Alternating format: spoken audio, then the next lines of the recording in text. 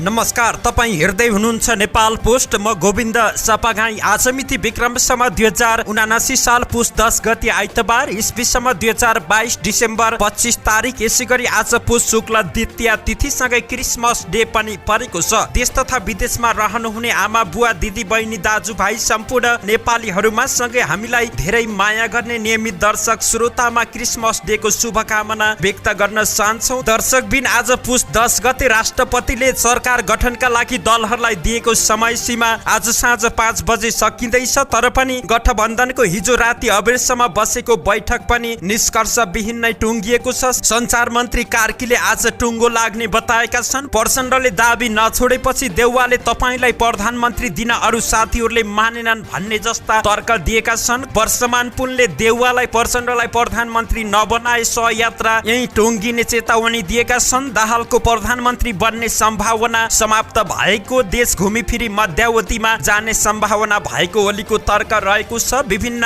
नेताहरूको तर्क, स्वास्थ्य सम्बन्धी जानकारी, मौसमको अपडेट, देश तथा विदेशमा घटेका घटना सँगै आज दिनभरि कहाँ के हुँदैछ त शुभ बिहानी सँगै यहाँ सामु उपस्थित भएका छौँ। दर्शकबिन, हामी प्रति कुनै प्रतिक्रिया छन् भने तलको कमेन्ट बक्समा आफ्नो प्रतिक्रिया उल्लेख गर्न सक्नुहुन्छ। आउनुहोस् समाचार सुरु गरौँ आजका मुख्य शीर्षकहरूबाट। धेरै विषयमा गम्भीर छलफल भएको र आज निर्णय सुनाउने सञ्चार मन्त्री कार्कीको तर्क। प्रचण्डले दाबी नछोडेपछि देउवाले भने तपाईलाई प्रधानमन्त्री दिन साथीहरूले मानेनन्। तपाईँ राष्ट्रपति र म प्रधानमन्त्री बन्ने हो। खुमलटार पुगेका रामचन्द्रलाई प्रचण्डको तर्क। प्रचण्डलाई प्रधानमन्त्री नबनाए सहयात्रा यही टुङ्गिने, देउवालाई वर्षमान पुनको चेतावनी। दाहालको प्रधानमन्त्री बन्ने सम्भावना समाप्त भएको, देश घुमिफिरी मध्यावधिमा जाने सम्भावना रहेको ओलीको तर्क। जीवन गुनासोमै सकिन्छ महामन्त्री थापा। पूर्व राजा ज्ञानेन्द्रलाई जानकी मन्दिरमा रातो कार्पेट, राजा आऊ देश बचाउको लाग्यो नारा। म्यानमारका नागरिकले नेपाली नागरिकता लिएको खुलासा। श्रीमती झुन्डिएको देखेर आत्तिएका श्रीमानको लडेर ज्यान गयो। सार्वजनिक स्थलमा अनिवार्य मास्क लगाउनु पर्ने। छिमेकी मुलुकमा कोरोना फैलिएसँगै सीमा क्षेत्रमा कडाई गरियो। नेपाल टी20 लिग 26 रनले काठमाडौँ नाइट्स विजयी। र बिहारमा इट्टा भट्टामा विस्फोट हुँदा 9 जना मारिए। अब सुन्नुहोस् पुरा समाचार। सत्ता गठबन्धनमा आबद्ध दलका शीर्ष नेताको बैठक निष्कर्षविहीन सकिएको छ। हिजो शनिबार प्रधानमन्त्रीको सरकारी निवास बालुवाटारमा बसेको बैठक नयाँ सरकार गठबन्धन भित्रका दलहरू मध्येबाट कसले पहिला बनाउने भन्ने निष्कर्ष बिना नै सकिएको छ। बैठकपछि सञ्चारकर्मीसँग सञ्चार तथा सूचना प्रविधि मन्त्री ज्ञानेन्द्र बहादुर कार्कीले जनताले प्रकट गरेको अभिमतलाई सम्मान गर्दै अघि बढ्ने कुरामा सहमति भएको बताए। उनले प्रधानमन्त्री को पहिला बन्ने भन्ने बारेमा आज आइतबार बैठक बसेर टुङ्गो लगाइने जानकारी दिए। प्रधानमन्त्री को पहिला हुने भन्ने विषय गौण भएको भन्दै उनले मुलुकलाई जनताको आकांक्षा अनुसार अघि बढाउनु पर्ने कुरा ठूलो रहेको बताए। उनले अबको सरकार गठबन्धनकै नेतृत्वमा बन्ने भन्दै गठबन्धनले नै जनताको शान्ति, विकास र समृद्धिको चाहनालाई पूरा राख्ने जिकिर गरेका छन्। सत्ता गठबन्धनको बैठक माओवादी केन्द्रका अध्यक्ष पुष्पकमल दाहाल प्रचण्डले प्रधानमन्त्रीको पहिलो कार्यकालमा आफ्नो दाबी कायमै राखेका छन्। हिजो शनिबार बालुवाटारमा बसेको सत्ता गठबन्धनको बैठकमा पनि माओवादी केन्द्रका अध्यक्ष प्रचण्डले प्रधानमन्त्रीमा दाबी नछोडेका हुन्। सरकार 5 दलीय गठबन्धनकै नेतृत्वमा बन्दा आफूले स्वाभाविक रूपमा प्रधानमन्त्री पाउनुपर्ने अडान राखेको माओवादी केन्द्रका उपाध्यक्ष नारायण काजी श्रेष्ठले बताए। गठबन्धनको तर्फबाट 1.5 वर्ष काङ्ग्रेसले नेतृत्व गरेपछि अब पहिलो कार्यकाल आफूले पाउनुपर्ने कुरा अध्यक्ष प्रचण्डले राख्नुभयो। श्रेष्ठले भने त्यसपछि देउवाले पहिलो कार्यकाल प्रधानमन्त्री दिन आफ्नो पार्टी पूर्ण रूपमा तयार नभएको बताए। मैले मात्र भनेर भएन नि, साथीहरूको कुरा पनि सुन्नु पर्यो। अहिले नै तपाईलाई प्रधानमन्त्री दिन साथीहरूले मानेनन्। मैले पार्टीभित्र छलफल गरिरहेको छु, देउवाले प्रचण्डलाई भनेका छन्। हिजो शनिबारको बैठकमा सहमति नजुटेपछि आज आइतबार बिहान 10 बजे गठबन्धनको बैठक फेरि बोलाइएको छ। बैठकमा आलो पालो नेतृत्वका लागि सबै तयार रहे पनि कसले पहिला नेतृत्व गर्ने भन्ने बारेमा सहमति भएको छ। आलो पालो नेतृत्वका लागि कुनै विवाद रहेको छैन, तर पहिलो कार्यकालका विषयमा हामी जहाँको त्यही नै छौँ। काङ्ग्रेस उपसभापति पूर्णबहादुर खड्काको जिकिर रहेको थियो। नेकपा माओवादी केन्द्रका अध्यक्ष पुष्पकमल दाहाल प्रचण्डले प्रधानमन्त्री गठबन्धनबाट नपाए एमालेसँग मिल्ने प्रष्ट कुरा बताएका छन्। शनिबार आफूलाई भेट्न निवासमा आएका कांग्रेसका वरिष्ठ नेता रामचन्द्र पौडेलसँग अध्यक्ष प्रचण्डले प्रधानमन्त्रीको अडानबाट पछि नहट्ने बताएका छन्। प्रचण्डले आफ्नै कारण अहिले शेरबहादुर देउवा प्रधानमन्त्री बन्न पाएको भन्दै उनले अब माओवादीले पालो पाउनु पर्ने बताएका छन्। पौडेलले प्रचण्डलाई भेटेपछि केही नेताहरूलाई गरेको ब्रिफिङ अनुसार प्रधानमन्त्री नपाए उनी गठबन्धनमा नरहन सक्छन्। प्रचण्डले आफू प्रधानमन्त्री र रामचन्द्र पौडेल राष्ट्रपति बन्दा शान्ति प्रक्रियाको स्पिरिट पनि मिल्ने र न्याय पनि हुने बताएका छन्। देउवाले 1.5 वर्ष सरकार चलाइसकेकाले अब पहिलो चरणमा प्रधानमन्त्रीमा आफ्नो हक लाग्ने प्रचण्डको भनाइ छ। पौडेलकै कारण अहिलेको गठबन्धन बनेको भन्दै प्रचण्डले यसमा देउवालाई पनि कन्भिन्स गर्न आग्रह गरेका छन्। पौडेलले भने गठबन्धनको औचित्य नसकिएकाले को पहिले प्रधानमन्त्री बन्ने भनेर देउवा र प्रचण्ड बीचमै समझदारी हुनुपर्नेमा जोड दिएका छन्। प्रचण्डलाई भेटे लगत्तै रामचन्द्र पौडेलले हिजो शनिबार नै नेकपा यसका अध्यक्ष माधव कुमार नेपाललाई भेटेका छन्। पौडेलले आफू राष्ट्रपति बन्ने कुरामा दाहाल र नेपाल दुवैको सहमति लिन चाहेका छन्।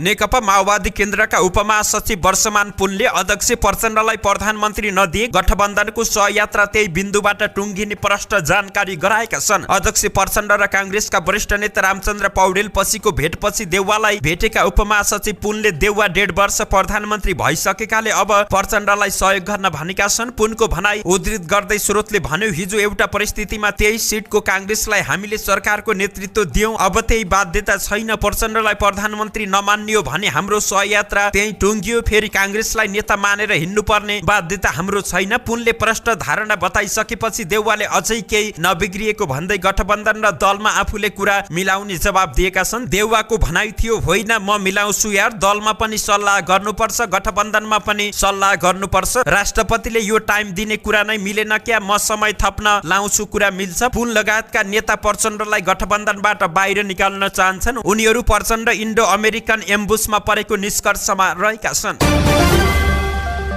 सरकार गठनका लागि दलहरूबीच कसरत भइरहेका बेला प्रतिनिधि सभाको दोस्रो ठूलो दल नेकपा एमालेका अध्यक्ष केपी शर्मा ओलीले समयमा निर्णय लिन दलका नेताहरूलाई आग्रह गरेका छन्। प्रधानमन्त्रीमा इच्छा देखाइरहेका माओवादी केन्द्रका अध्यक्ष पुष्पकमल दाहालले निर्णय गर्न ढिला गरेको ओलीको भनाइरहेको छ। काठमाडौँमा आयोजित पार्टीको एक कार्यक्रममा ओलीले निर्णय लिन ढिलो गरेकाले माओवादी केन्द्रका अध्यक्ष दाहालको प्रधानमन्त्री बन्ने चाहना अब पूरा नहुने दावी गरेका छन्। उनले कुनै पनि कामको सीमित समय रहने र समय घर्किएपछि त्यसको औचित्य सकिने प्रसङ्ग जोड्दै दाहाल प्रधानमन्त्री बन्ने समय सकिएको जिकिर गरेका छन्। नेकपा एमालेका अध्यक्ष केपी शर्मा ओलीले देश मध्यावधि निर्वाचनमा जाने सम्भावना रहेको बताएका छन्। हिजो आइतबार पार्टी कार्यालयमा आयोजित कार्यक्रममा उनले अहिलेको संसदबाट सरकार गठन नै नहुने अवस्था आएको भन्दै देश मध्यावधि निर्वाचनमा जाने सम्भावना रहेको बताएका हुन्। प्रधानमन्त्री बन्न माओवादी केन्द्रका अध्यक्ष पुष्पकमल दाहाल प्रचण्डले इच्छा गरेको तर समयमा कदम नचालेको भन्दै ओलीले अरूले पनि समयमा कदम नचाले देश मध्यावधिमा जाने बताएका हुन्। अरूले पनि समयमा कदम चालेनन् भने समयमा आफूलाई हेरे भने देश फेरि घुमिफिरी मध्यावधिमा जाने सम्भावना रहेको छ, जाँदैन भन्न सकिँदैन उनले भने, किनभने सरकार गठन नै हुन सकेको छैन। स्वार्थको टकरावले भने सञ्चालन कसरी होला? अरू दलहरूमा व्यक्तिगत र दलगत स्वार्थ देखिएका कारण सरकार नै बन्न नसकेको ओलीले बताए। उनले अहिलेको परिस्थितिलाई आफूहरूले नजिकबाट हेरिरहेको भन्दै एमाले मुखदर्शक बनेर नबस्ने बताएका छन्। हामी मुखदर्शक भएर हेरेर बस्न सक्दैनौं, जेसुकै भए पनि अहिलेको परिस्थितिमा ओह्रालो लागेको परिस्थितिलाई सकारात्मक बाटोमा कसरी फर्काउने त्यतापट्टि नेकपा एमालेको ध्यान रहेको छ, ओलीको तर्क रहेको थियो।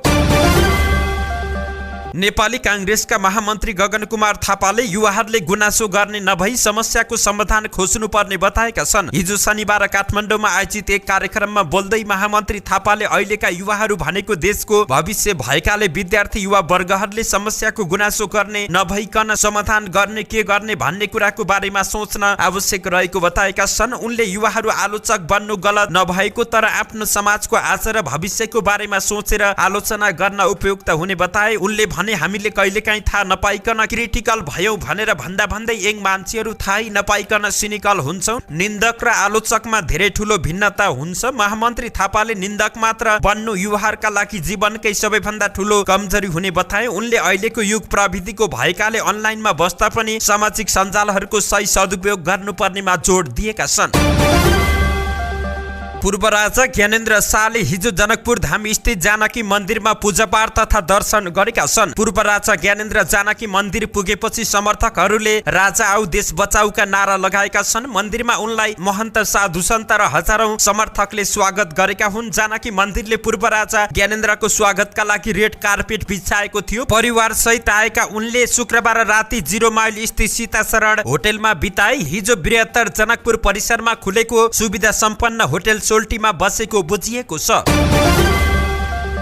एकजना विदेशी नागरिकले झुटा विवरण पेश गरी नेपाली नागरिकता लिएको पाइएको छ। म्यानमारबाट आएका एक नागरिकले सर्लाहीमा बसेर नेपाली नागरिकता लिई मदरसामा पठन पाठन गराउँदै आएको खुलेको काठमाडौँ उपत्यका अपराध अनुसन्धान कार्यालयले जानकारी दिएको छ। कार्यालयका प्रहरी उपरीक्षक कृष्ण प्रसाद कोइरालाका अनुसार झुटा विवरण पेश गरी सर्लाहीको साबिक त्रिभुवन नगर गाविस 1 ठेगानामा नागरिकता लिएको 39 वर्षीय मोहम्मद नूर आलमलाई काठमाडौँको कलङ्कीबाट पक्राउ गरी आवश्यक कारबाही प्रक्रिया अगाडि बढाइएको छ। प्रारम्भिक अनुसन्धानका क्रममा सन् 2012 मा म्यानमारबाट बंगलादेश हुँदै नेपाल आई सर्लाही स्थित साबिक त्रिभुवन नगर गाविस 1 मा बसी मदरसामा पढाउँदै आएका म्यानमारका नागरिक आलमले झुटा विवरण पेश गरी नेपाली नागरिकता लिएको पाइएको उनले बताए। सोही नागरिकताको आधारमा उनले राजधानी विभाग काठमाडौँबाट राजधानी समेत प्राप्त गरेको खुल्न आएको छ। झुटा विवरण पेश गरी नागरिकता र राजधानी लिएर सरकारी लिखित दुरुपयोग गरेको अभियोगमा आलमलाई लिखित सम्बन्धी कसुरमा थप अनुसन्धान एवं कारबाहीका लागि जिल्ला प्रहरी परिसर काठमाडौँमा पठाइएको कोइरालाले जानकारी दिएका छन्। सिन्धुपाल्चोकमा भर्याङको सिँढीबाट लडेर एकजना पुरुषको मृत्यु भएको छ। शुक्रबार राति 10 बजे बलेफी गाउँपालिका 4 माथिल्लो बजार बस्ने 45 वर्षीय शेरबहादुर श्रेष्ठको मृत्यु भएको जिल्ला प्रहरी कार्यालयका डीएसपी शिवकुमार बुढाथोकीले जानकारी दिए। पौने 9 बजे 46 वर्षीय श्रीमती केशरी भुइँतलामा रहेको सिलिङ पंखामा पासो लगाएर झुन्डिएको थाहा पाएपछि माथिल्लो तलामा बसेका शेरबहादुर आत्तिएर होहल्ला गर्दै तल ओर्लिएका थिए। तल झर्ने क्रममा 81 सिँढीबाट लडेर शेरबहादुर घाइते भएका थिए। घाइते भएका उनको उपचारको लागि सिन्धुबहार अस्पताल लगिएको थियो। उपचारको क्रममा त्यही मृत्यु भएको छ। झुन्डिएर आत्महत्याको प्रयास गर्ने केशरीको धुलीखेल अस्पतालमा उपचार भइरहेको छ। उनको अवस्था गम्भीर रहेको छ। उनीहरू दुवैजनालाई गाउँलेले अस्पतालमा पुर्याएका थिए। घटनाको थप अनुसन्धान भइरहेको प्रहरीले जानकारी दिएको छ। डीएसपी बुढाथोकीका अनुसार श्रीमान बिहानैदेखि मापसी गर्थे, त्यही कारणले पनि घटना भएको हुन सक्ने प्रहरीको प्रारम्भिक अनुसन्धानबाट देखिएको छ। धनुषाको सीमावर्ती मुखियापट्टी मुसर्निया गाउँपालिका 2 स्थित एक पसलमा गोली हानेर पसलेको हत्या गरिएको छ। अज्ञात समूहले गोली हानेर 35 वर्षीय भनुदासको हत्या गरेको छ। घरमै रहेको आफ्नै किराना पसलमा बसेका बेला उनीमाथि गोली प्रहार भएको स्थानीयले बताएका छन्। दासको काखमा गोली लागेको थियो। गोली लागेर गम्भीर घाइते भएका उनलाई जनकपुर धाम स्थित प्रादेशिक अस्पताल लग्ने क्रममा बाटोमै मृत्यु भएको छ। समाचार सङ्कलन गर्दै गर्दाको समय अवधिसम्म अस्पतालमा मुखियापट्टीका मानिसहरूको भिड लागेको थियो। मोटरसाइकलमा आएका व्यक्तिले उनीमाथि गोली प्रहार गरी भारततर्फ फरार भएको बताइएको छ। स्वास्थ्य तथा जनसङ्ख्या मन्त्रालयले सार्वजनिक स्थलमा जाँदा अनिवार्य रूपमा मास्क लगाउन आग्रह गरेको छ। छिमेकी देशहरूमा कोभिड-19 को नयाँ भेरिएन्ट BF7 को संक्रमण दर दिनानुदिन बढ्दै गएकाले जोखिमलाई मध्यनजर गर्दै उक्त आग्रह गरिएको छ। अहिले इसाई धर्मावलम्बीले मनाउने क्रिसमस तथा अङ्ग्रेजी नयाँ वर्ष 2023 नजिकिँदै गरेको छ। यसको विद्यमान अवस्थालाई मध्यनजर गर्दै कोभिड-19 को संक्रमणबाट बच्न र बचाउन मास्कको अनिवार्य प्रयोग गर्ने, भौतिक दूरी कायम गर्ने, साबुन पानीले हात धुने वा सेनिटाइजर नियमित प्रयोग गर्ने जस्ता जनस्वास्थ्यका मापदण्डहरू नियमित पालना गर्न गराउन साथै कोभिड-19 को अतिरिक्त मात्र बुस्टर डोज लगाउन बाँकी रहनु भएका जनसमुदायहरूले स्थानीय स्वास्थ्य संस्थाहरूमा सम्पर्क गरी भ्याक्सिन लगाउन मन्त्रालयले अपिल गरेको छ। खुल्ला सिमाना एवं मानिसहरूको आवतजावतका कारणले नेपालमा पनि यस संक्रमणको जोखिम रहेको हुँदा यसको रोकथाम एवं नियन्त्रणका लागि सचेत हुन जरुरी रहेको प्रवक्ता डाक्टर सञ्जय कुमार ठाकुरले बताएका छन्।